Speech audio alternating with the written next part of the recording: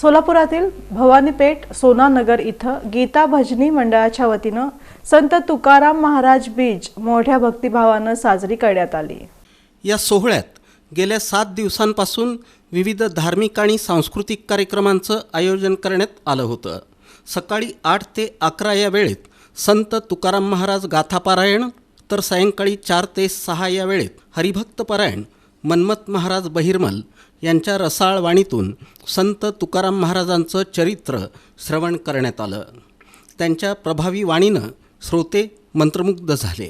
या कार्यक्रमासाठी संगीत साथीला वादक सूरज हुलसुरे, गायक लक्ष्मण शहापूरकर आणि तानाजी सलगर, तर पेटीवादक बापू खरटमल यांनी योगदान दिलं। त्यांच्या भक्तिमय सुरांनी संपूर्ण वातावरण भक्तिरसात न्हाऊन निघालं। संत तुकाराम महाराज बीज सोहळ्याच्या निमित्तानं रविवारी 16 मार्च रोजी सकाळी दिंडी मिरवणूक काढण्यात आली। त्यानंतर हरिभक्त पारायण मन्मथ महाराज बहिर्मल यांच्या कीर्तनानं कार्यक्रमाचा समारोप झाला। या कार्यक्रमाचं आयोजन गीता भजनी मंडळ, वेणेकरी पांडुरंग महाराज घाटे आणि समस्त गीता भजनी मंडळाच्या पदाधिकाऱ्यांनी केलं। या भक्तिरसपूर्ण सोहळ्यास भाविकांनी मोठ्या संख्येनं उपस्थित राहून भक्तिमय वातावरण अनुभवलं।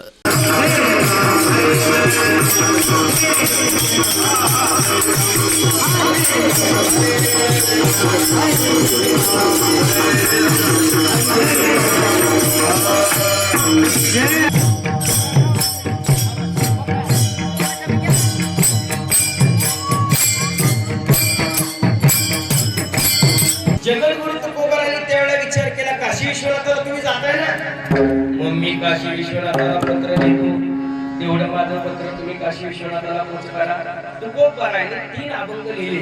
पहिला अभंग गंगेला लिहिला, दुसरा अभंग पितरातून मुक्त होण्याकरता लिहिला आणि तिसरा अभंग काशी विश्वनाथाला लिहिला। पहिला अभंग कोणता लिहिलाय का? परिसेवा ते माझी विनवणी, मस्तक चरणी ठेवी तसे।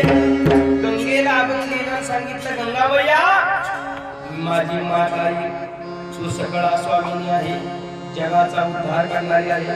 गंगेचं मोठे महत्व आहे बरं का। वाचेने निस्ती गंगा गंगा म्हणती तर पाप जातं, वाचे म्हणतात सगळं पापे जाते। गंगेच्या तीरावर स्नान करत असताना मरण तर आलं, मुक्ती